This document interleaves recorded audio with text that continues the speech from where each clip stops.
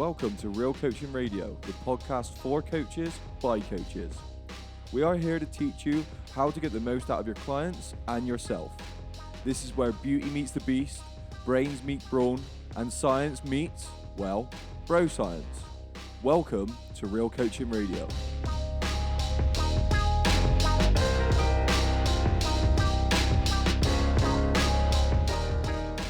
Welcome to another episode of Real Coaching Radio. We are finally back. Sorry we've taken some time away. Work has been crazy, and obviously at the moment this is just something we are doing to try and kind of give as much knowledge as possible, and give people as much information as possible, and just to challenge the way we think, to challenge the way that you think, and just overall to try and get better. In this episode, we talk about how functional fitness and bodybuilding complement each other. So without any further ado, let's begin the episode.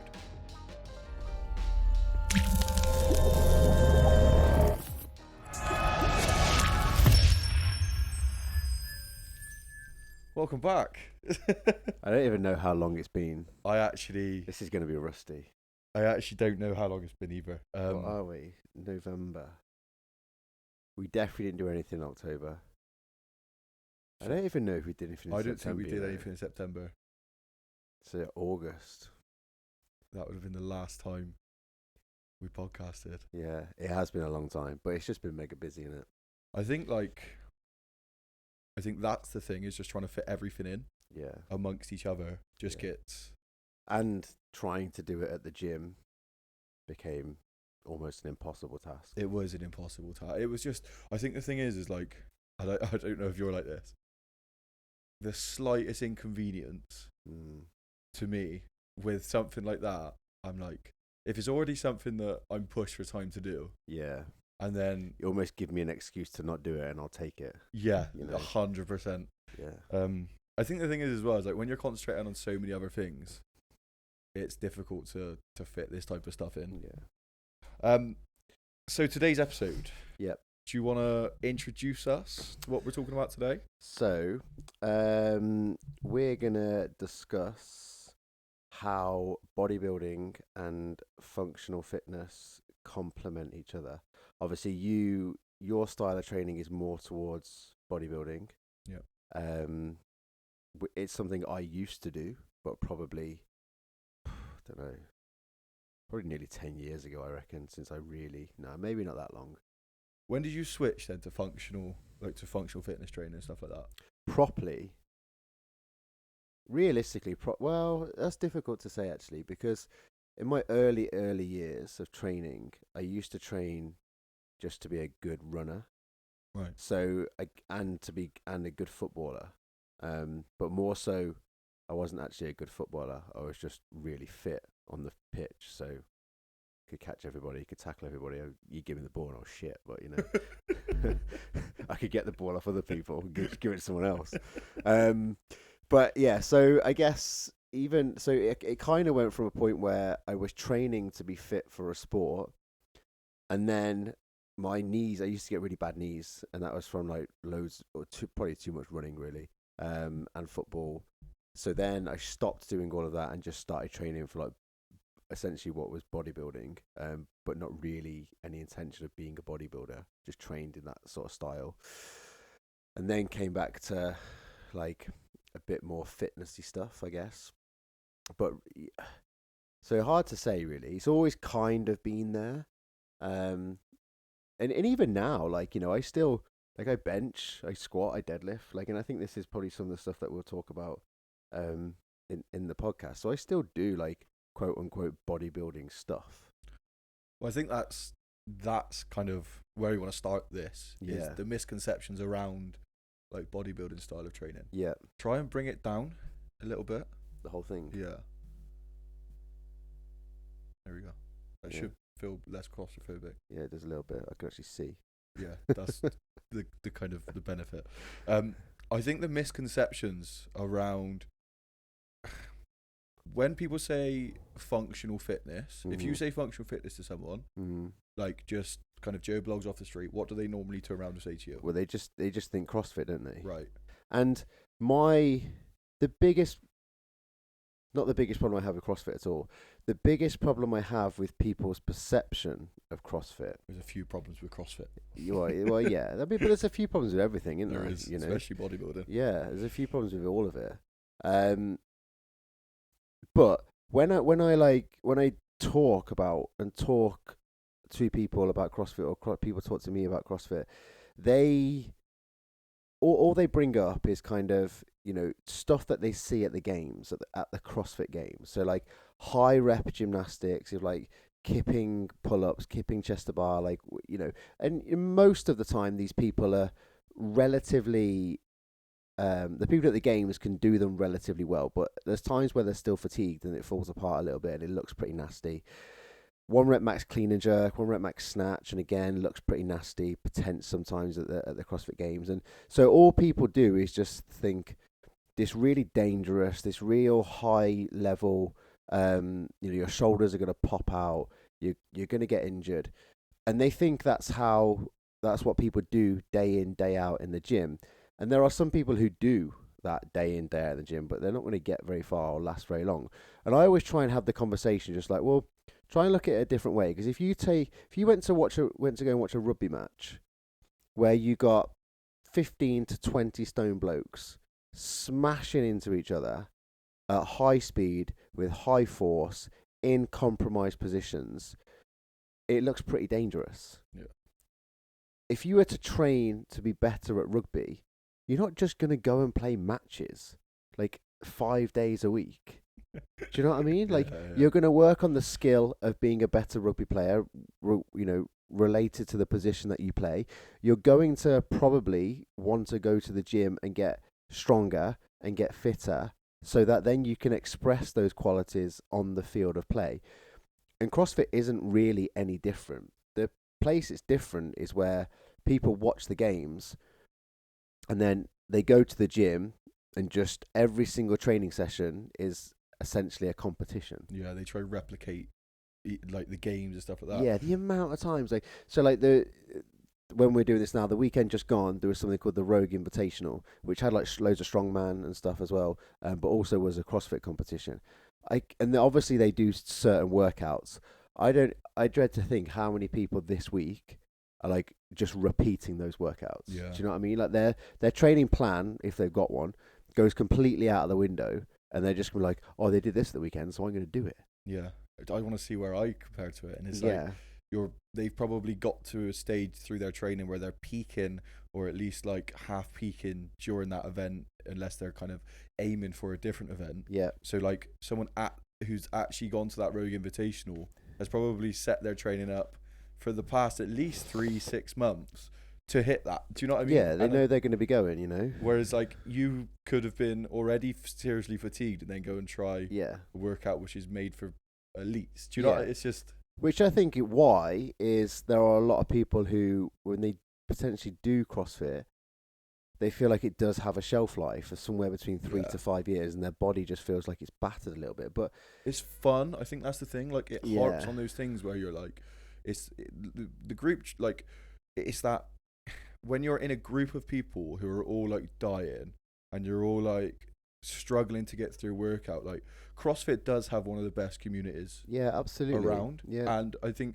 anytime that I've been to a CrossFit box, everyone's really friendly and everyone's like kind of there for each other, but it's just seems so focused on competing. Like it just seems like everything's got to be pushed to the limit, and like I think that is probably one of the biggest misconceptions, is that especially for functional fitness, is people look at when you say functional fitness, or if you say you're training functional fitness wise, they either have the story of someone going to CrossFit, getting injured and not doing it again because they just competed every time they went in and trained, or they get the misconception where it's like, oh, so this is something I'm going to go where I am going to just go in and compete. So they're either like put off of it because of that, or they're drawn to it because of that. Yeah.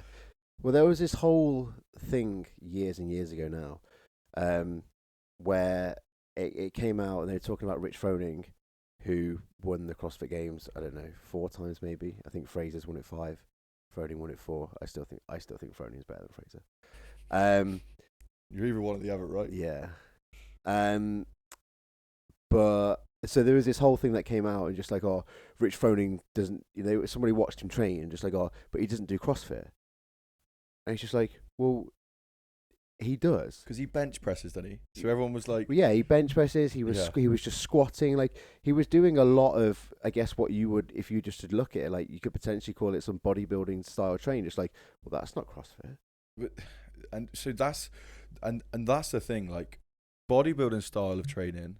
When you hear I'm going to train like a bodybuilder, again, misconceptions is, or like bodybuilding style of training. Everyone goes to the extremes. Mm-hmm. Everyone goes to like the mass monsters stepping on stage at Mr. Olympia, and no one just goes to like the 18-year-old kid just trying to build muscle. Yeah. And that's the thing, like, yeah, bodybuilding style of training, I think the biggest problem is people go, well, if I'm training like a bodybuilder, so I'm squatting, or I'm doing the chest press machine, or I'm doing any of these things which are considered bodybuilding style of movements, which probably are away from functional fitness. If it's not like a back squat, if it's not a gymnastics or a dynamic movement, yeah, like the clearest example I could think of in my head right now is between a butterfly pull-up and a strict pull-up. One's probably seen as functional, mm-hmm. one's seen as just like bodybuilding style of training. Mm-hmm. But general pop see that and go, well, I don't want to be a bodybuilder. Yeah. Like if you got a female client who comes in and you go, okay, we're going to squat today. Oh, but I don't want to get too big. Yeah. And that's the misconception, is people go straight away, well, if I train like a bodybuilder, I'm going to end up looking like a bodybuilder. Yeah.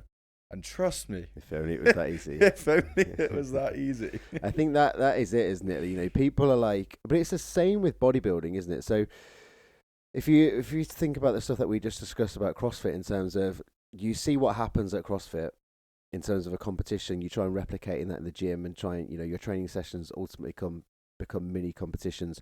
You're not really going to go anywhere, because you're just going to be knackered all the time. And it's the same with bodybuilding, in terms of, you look at these mass monsters who also are genetic freaks, who generally do like body part splits, because that's the peak of where they're at. And if you were to dial that right back to an 18-year-old lad who just wants to build a little bit of muscle, like, he's probably going to benefit from a full body split, or an upper lower split. So again, it's people who just want to like go to the edges, don't they? Yeah, and the edge is so small. But it's the journey of like, not to mention, like, when it comes to people seeing bodybuilders training in a certain split, like, they're training in that split because like the signal they get from training probably lasts a lot longer because of the anabolics they're also on. Yeah. So it's not only to do with the experience that they've been training for 20 plus years, like, and you may come in and only been training for 2 years. Like, you need that signal a lot more frequently than someone who's coming in and training, who's at the end of, like, towards the like upper stages of their career, like, or at least towards their ceiling. Yeah. Like, at that point, we're looking at different things, and they are trying different things. Like, I think, and I've kind of fallen down this rabbit hole recently, is like, if you're looking for advice muscle building wise, like, when it comes to, if you're just a kid trying to build muscle, or anyone just trying to build muscle, if you're not enhanced, then you shouldn't be looking at people who are enhanced for advice and guidance, in my opinion. Yeah. Or at least, if you are looking at those people, hopefully they're telling you, I'm enhanced, and this will probably work better for some. Do you know what I mean? Like, yeah. Have you, it's a little bit off topic, but kind of not. Have you seen the stuff on? So I actually haven't. I've almost ignored it and not really paid attention to it. But I think I understand the gist of it. This Liver King guy. Have you seen him? I've seen pictures of him. I've seen him just like with just some raw liver, and just like, from what I can gather, he's basically saying, eat raw liver and look like me, as opposed to eat raw liver, injects the amount of testosterone I'm injecting, and then look like me. He goes like, he said, eating raw livers changed my life. And I'm just like, but why? There's one video that got sent to me, because one of my mates is a caveman, I swear to God, and he loves things like that. But he sent me a video of him, like, he's like, mate, it's like he's just been delivered like some organ that was supposed to go to a hospital to like help to be put into someone. Yeah. And he's got this packet, and he just cuts it open with like, because you know, like these type of people love special knives as well. So he's got this special knife, cuts it open. He just takes a bite of this like raw liver. That's grim, isn't it? It's nasty. I'd rather eat a box Jaffa cake. But but this is I think like that's the thing though, is we've said it loads, like looking at social media for kind of motivation or education, you really need to kind of test the sources you're looking at. Yeah. And like just have that question of, is this true? But like, doesn't it go to show like how stupid people are? like literally, this guy has got so many followers. People are probably now trying whatever protocol he's like putting together. It's just like, mate, are you serious? Like, right? Are you actually taking this information and like? Yeah, you've decided this is a good idea. Yeah, that goes over my head. That stuff does. But so I was, again, we're tangents, but I was chatting with a client today and just explaining that I kind of, everything that I'm doing social media wise and things like that, like, and I don't know if you've kind of come across this, is like when I first started, obviously we did that values drill, right? Yeah. So you go through and you kind of see what your values are. You create this kind of coaching philosophy, and obviously you come into the industry for a reason anyway, or at least you stay in the industry for a certain reason. And for me, like, I can sometimes get lost with the message that I first believed in. Yeah. And I think because of things like you're trying to grow a business, and I'm like, you've got blokes who are eating liver, taking steroids, and are jacked with a beard, because obviously that helps. Of course. Getting thousands and thousands of followers. No, I know that does not translate to revenue, and I have to keep reminding myself of that. But like, I get these things where I'm just like, I could just take my top off. Yeah. Do you know what I mean? Just take a load of steroids, take your top off, and then like go and eat the soil from your back garden and tell people that's how you got like that. Just be like, I've got this new soil diet. And you can, if you wanted to, you could probably like use some of the patio as well, like just the bricks. Like, you know, I've got this soil and brick diet. Eat some men. And you know, look at me. But that's what I mean, and like I think we laugh at it and we kind of, but there are people that genuinely go, oh, but why is this like information out there? And it's like, well, hang on a minute, like as consumers, like we consume that shit. Well, yeah, the information's out there because you're liking it. That's exactly. And you're sharing it, you moron. If this bloke didn't get any traction, guarantees you now he would be back to cooking food. Yeah, like, of course he would. Not Like, be eating raw hearts. Yeah, he probably sits there and hates it. He's just like, oh my god, I've got to eat this again and put another video out. Like, you know, little do they know it's all the testosterone I'm taking. Fooled him again. Like, I would have got away with it as well if it wasn't for those pesky kids. Do you know what I mean? Functional fitness, bodybuilding. Yeah, let's get back to that. How does functional fitness actually kind of assist bodybuilding style of training? Like, if my goal, for example, is I want to get as strong as possible, so should I only train like a bodybuilder, or does functional fitness play a role? What is functional fitness good for? Like, yeah. Okay. I think probably one of the things we need to try and do is almost detach the terms. Yeah. Do you know what I mean? In terms of, especially what we just discussed, in terms of detach the extremes. Yeah. And just be like, how do they complement each other? So if we start by saying, and again, we can do this roles reversed by looking at the functional fitness side, but if you start by taking a typical, and it is a bit of a stereotype, but if you looked at a stereotypical bodybuilder, the majority of them don't particularly move very well. You know, like their mobility is not great. Their range of motion through certain joints isn't great, like in terms of sometimes their shoulders. Now, it is quite stereotypical because there are some people who bodybuild and are incredibly mobile. Um, a lot of the times they're known for not necessarily being particularly fit. So sometimes their heart rate and their lung capacity is their limiting factor in sets. I definitely come across that myself. Yeah, and I think that could be either end of the scale, whether that's like a heavy working set where you've got like 3 to 5 reps and you're bracing really hard, so you're ultimately holding your breath for every rep, or if you're doing like high rep work where you're 15 to 20, maybe even up towards 30 reps. And again, like especially if you're hitting that with a back squat, your heart rate is going to start to rocket up. So I think if you took some of those, what would you potentially call them, flaws in certain bodybuilders, and just like, right, well, if we if we improve somebody's range of motion, then they're going to be able to train that range of motion and therefore get stronger in that range of motion, and potentially their muscles are going to grow bigger. It's also going to maintain the health of their joints. If we can increase their lung capacity and just generally their fitness levels, their output is going to go up, so they're going to be able to do more work. Their recovery is going to increase, so they'll recover better between sets, they'll recover better between sessions, so again their output is going to go up, and if output goes up and you're able to do more work, the chances are like you're going to grow more muscle, because it's one of the drivers of building muscle.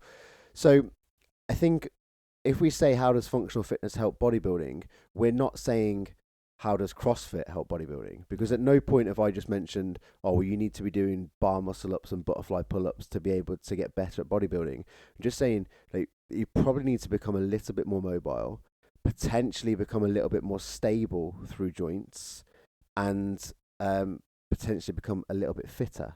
And all of those, I think.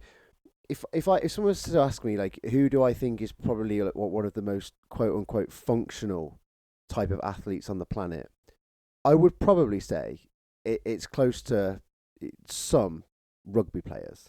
Yeah. They're fit, they're strong, they're athletic individuals. Have you seen Max Latif?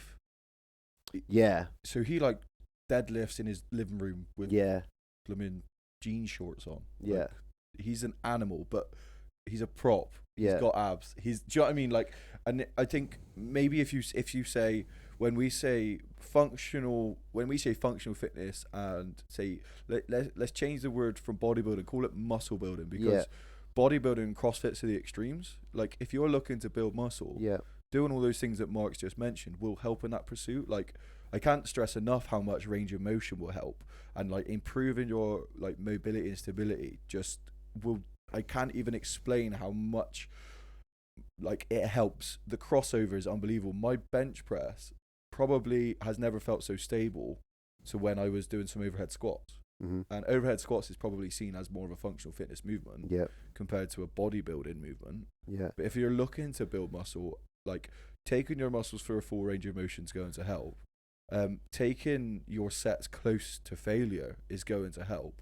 And just being able to have like the stamina to do that, like Mike Israel calls it like maximal recoverable volume, and that's the thing. Like, you can only like build as much as you can recover. Mm-hmm. So like, if you are struggling with your recovery, you could look at improving your fitness to help with that recovery like protocol.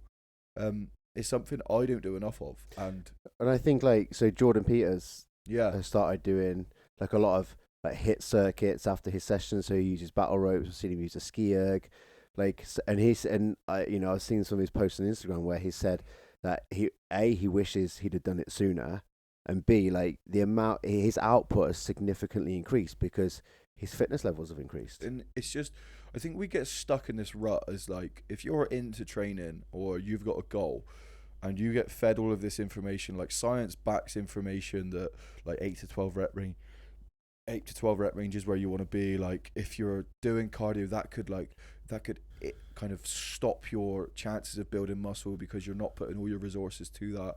And we end up like shooting ourselves in the foot because we just like double down on what we think and we go, more is better. So I'm just going to continue to go down this path. Instead of going like, well, actually, if I have like a better structured approach, I take a step back and like have a phase of training, like people who are leading up to a CrossFit competition would go through these phases to kind of leap them into this into this competition that they're going into, and aren't just competing each and every time they train. Like, it'll give them a better opportunity to achieve whatever they're trying to achieve. And if you're doing the same, you should have this kind of phased approach. Like, I'm always one for, like, I fall between two different things. I'm like, I'm not training hard enough, but I'm completely burnt out. Yeah. So it's like, well, hang on a minute. How are you going to get to a stage where you can train each week and then still follow the rules of progressive overload to build muscle, but as well as recovering properly? And I think that's the thing that you kind of need to remember, is that recovery gets kind of just forgotten about. Yeah. And people just think, as long as I've taken a protein shake, like, I'll be recovered. Like, it doesn't work like that. There's so many more things that go into it, and maybe that's why you're struggling to build muscle. Maybe it's because your joints are hurting. Maybe it's because you're not fit enough. Like, there are things that doing some kind of functional fitness training will help. Yeah. I also think that this whole kind of like beast mode or go hard or go home kind of mentality is great in some ways, you know, because you're going to have to train hard to get somewhere.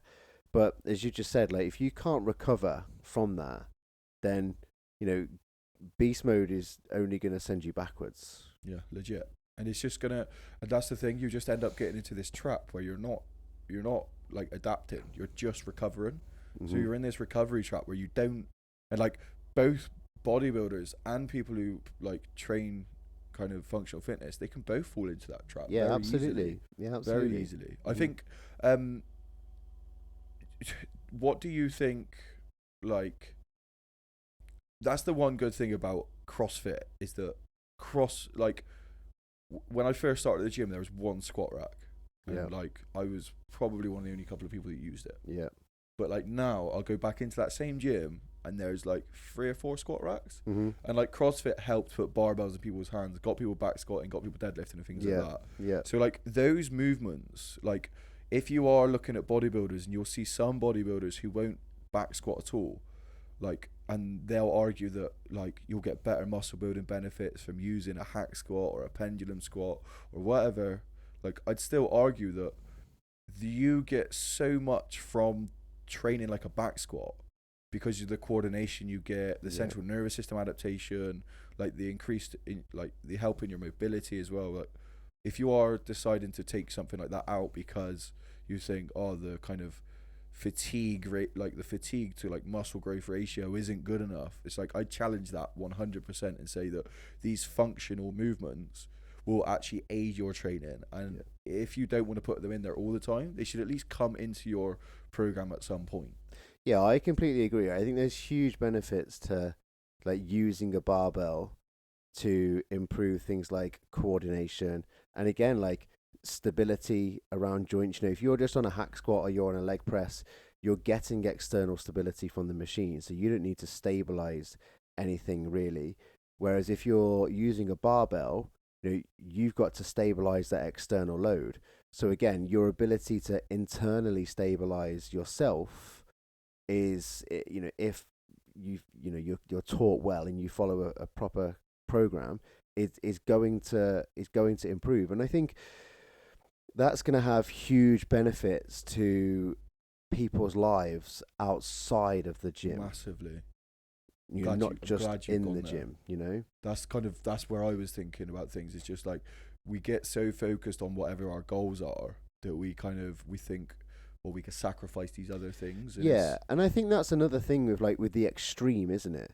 You know, you see, you know, so take like, I watched the YouTube video of Matt Fraser, and he was talking about his life now that he's retired compared to what his life was like when he was competing and, you know, 3 medals in, looking to try and get 4 or 5.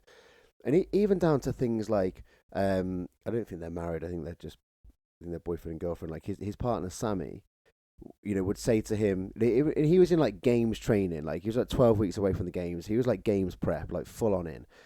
And she'd be like, oh, do you fancy going for a walk this afternoon? And he was like, no.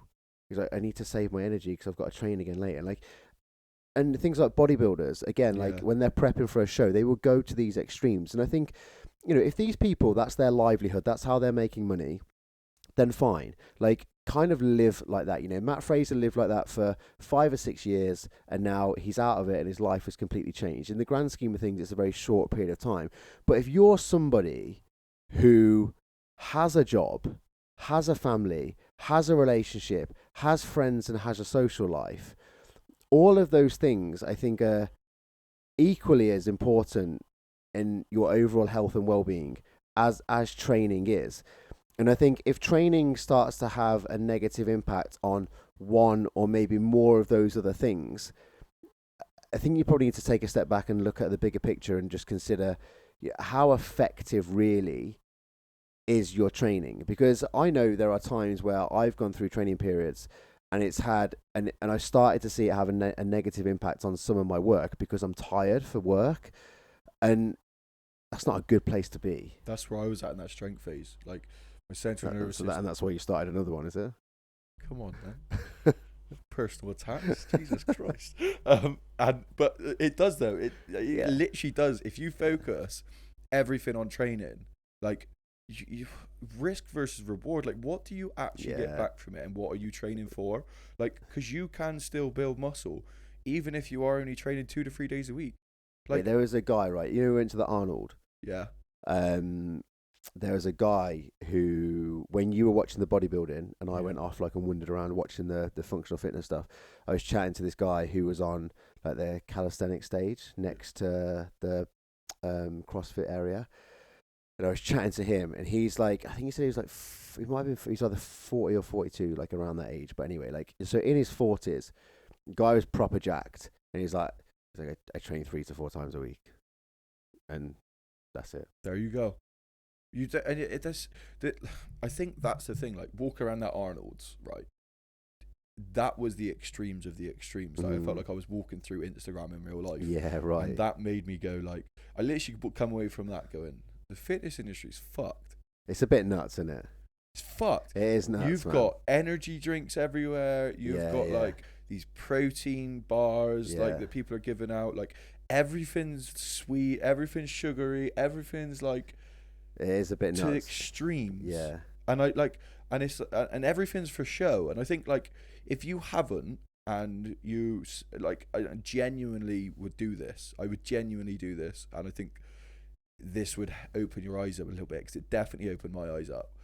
If you think that all these bodybuilders or these athletes that you're looking up to, or even these influencers who are like representing certain brands, if you think that like their lifestyle or what they're doing is for health, go to one of these like events, go to like an Arnold's when it's back, or go to one of these other fitness expos and just see what it's like and experience like how much for show everything is. Yeah. And then you can make a decision. It's madness, mate. It is madness. Bonkers. So did you ever go to Body Power? No. So I went to Body Power a few times, and like genuinely, like, people, they weren't even, so obviously at Body Power there was bodybuilding competitions and people were like on stands or whatever, but like genuinely there were people, and I know this because I know the people, there were genuinely people who would train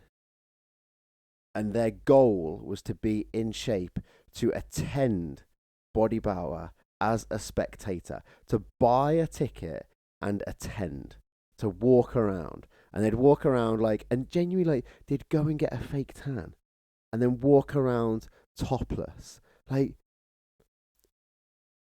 what? I don't know, man. Like, you probably need to go and see a psychiatrist or something. So this is like, and I think that's the thing, is like, if you want to see extremes, then you could look at that. You could look at kind of one of these events to see the extremes.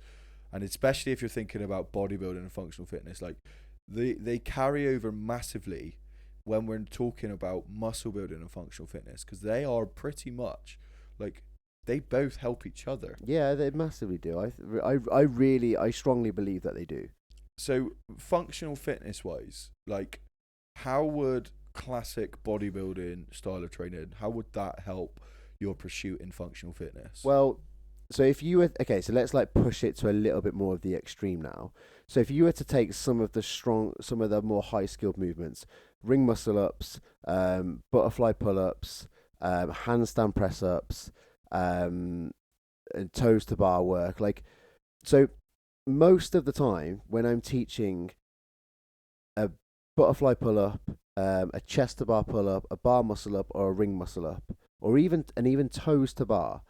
Like one of the limiting factors, in order for them, that the reason they can't do it is like you simply do not have the strength.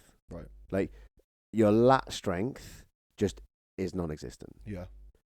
So taking a step back and doing, whether it be lat pull downs, bent over rows, single arm rows, chest supported rows, like all of these movements which you could term bodybuilding style movements are going to build like lat strength. Again, you take a clean and jerk, you might be able to catch the clean, but if you can't stand it up, one of the main reasons you can't stand it up is you lack leg strength. So one of the biggest, one of the and you can learn so many times. I see some coaches trying to be like, oh, but you're not doing this, and you're not doing this, and you're not doing this. Like, you can try and coach that skill and coach that drill until you're blue in the face, but like your client simply doesn't lack the basic strength to be able to produce that movement. So it's not the fact that they're not 100%. understanding it; they're just not strong enough. And I think that's why I think that's the crossover. Like, I almost use the analogy of, if you're trying to get stronger, you do need some level of muscle mass on you. Mm-hmm. And like, if you look at the extremes of functional fitness, like CrossFitters, who are actually competing, like, look how big, like tier 2 me's jacked. Yeah, some of them are pretty jacked, man. Like, jacked. Yeah. And that's the thing, that that muscle, yes, it can be, if you got too much muscle, it can be put you at a disadvantage. But having some level of muscle mass on you gives you the ability to like recruit those muscle fibers when you're trying to build some strength. Like, think about it as like bullets in a gun. You've got more bullets to fire if you've got more muscle. Mm-hmm. So having some more muscle on your body and building some like basics, like strict strength, genuinely will probably give you a better chance of performing these things. Yep. Like 100%. I agree. Like, when I see people doing gymnastics, a lot of the time it is just purely because they don't have the strength to do it. Yeah. Like I taught myself to do bar muscle ups,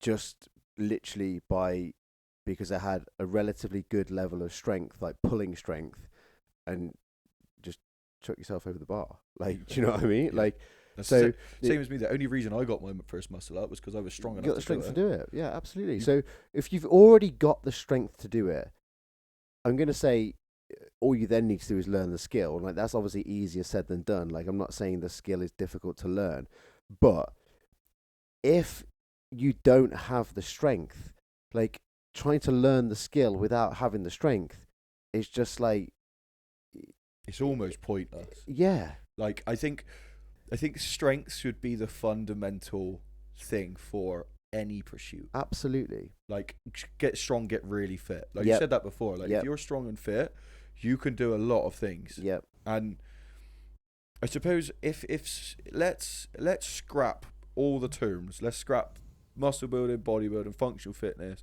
CrossFit. Why not just training? Do you know what I mean? So that's a good point, actually. This is what I was going to say earlier, and I forgot. So I saw a real good post on social media the other week, and it was like, oh, everyone's trying to be an and I was like, yeah, I want to be a bodybuilder. I want to be a CrossFitter. Why don't you just go to the gym and train, man? Why just train? Why not just train? Why not pick? And this is something that I know you've done. It's definitely something I've done, and it's definitely something that I push my clients to do. Is we all have a bias of how we want to train, mm-hmm. but at the end of the day, we've got to be completely honest and say, well, what is actually good for me right now? Yep. And I think that comes down to you just being completely honest, not lying to yourself, and looking at where your weaknesses lie. Yep. You can, and 100% go and enjoy your training. I think that is the number one thing. If you are someone who is just wanting to like maybe build a bit of muscle, get a bit fitter, like enjoy their training, functional fitness does that. Bodybuilding style of training does that. Whatever you prefer is the best one to do there. But ultimately, if you're in this game and you're trying to improve one or the other, whether you're trying to build muscle mass or you're trying to build like your ability in functional fitness, look at where you're weak and go, maybe I should concentrate on that. Yeah. I think if you're like, from a functional fitness point of view, if you're struggling to stand up some cleans, you're struggling to, do strict handstand press ups, you're struggling to do toes to bar, like, and you're struggling with these high rep movements, like, take a step back and just be like, is it a skill problem that I don't understand, or do I just need to build some strength? And unfortunately, building strength takes time. It does take time, but I think it's just something which could, I think it's really difficult to say and to like give certainties on things like this. But I'd always say that you need to have some level of strength, like going into doing functional fitness, because I feel like it would help massively. I would completely agree. Like I if I had like the ideal, if I could just be like, someone just be like, right, just make me something. Yeah, great. do you know what I mean? Like I would probably spend the first year just be like, right, we're probably just going to bodybuild for a year. Yeah, and just build some strength. Yeah. The thing is I look at most people and the people fall into different categories, but like working on your mobility is going to improve your chances at building muscle. Working on your stability will improve chances of building muscle. Building muscle will improve and increase your chances of being able to do these high skill movements that you're looking to do in functional fitness. Like I just look at your training as training and think, what is the outcome? Okay, so what have I got to do to get there? What's holding me back? And what can I improve? Yeah. Like, I almost do that with everything. If I had a little bit more time on my hands, the next thing for me is chucking more conditioning into my training. Yeah. And it's something I've regrettably accepted.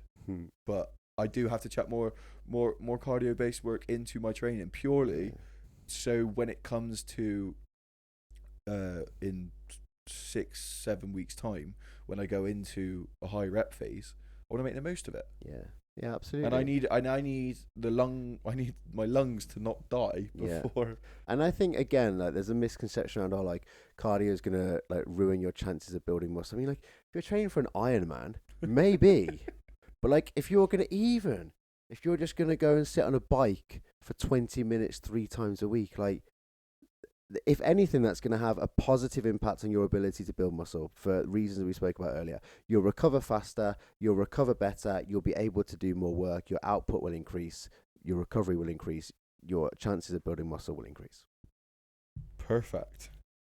So, I guess if you associate yourself with one of these terms, if you're a bodybuilder or a crossfitter or a functional fitnesser, maybe, or a runner, can't think of any others, ping pong player, yeah, that's a good one. I think if you do associate yourself with one of these kind of terms, look at what you actually want to achieve. So like set yourself some goals, and within those goals, obviously your training has to be something you enjoy. But if your goals, like anything in life, if your goals are something which are important to you, there may be times where you have to do things which you don't necessarily enjoy. So whether that be you are someone who enjoys functional fitness and you find straight set bodybuilding work boring, well, sometimes that may be the thing that's holding your functional fitness back. So maybe looking at that as something you could improve. So I'd always look at your goals, look at kind of what you can do to kind of improve your goals, and just be honest with yourself. Just be honest and always look for problems and then solutions. What's the problem I'm coming up against? I can't get this kip input up. Why? and then make your decision. Is it a technique thing? Well, I've tried technique and I just can't seem to get it. Okay, Yep. so is it maybe a strength thing? And then go from there. Absolutely. Any final thoughts? No, but I think we always said we are going to do this. I think we should do a podcast on maybe how to combine the two and potentially what a typical day of training might look like if you combine the two. Yeah.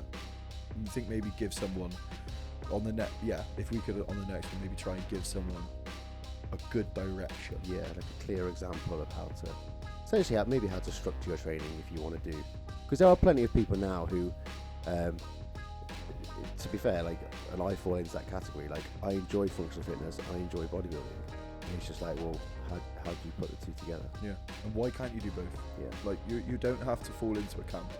Never fall into a camp. Mm-hmm. Amazing. Forgot how to end these things. Bye. Adios.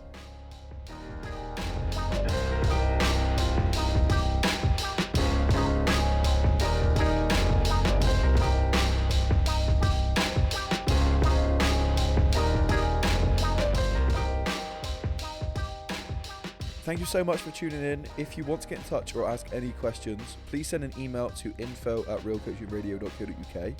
If you are interested in joining the coaching world and enhancing your education, please head to www.myptcourse.com.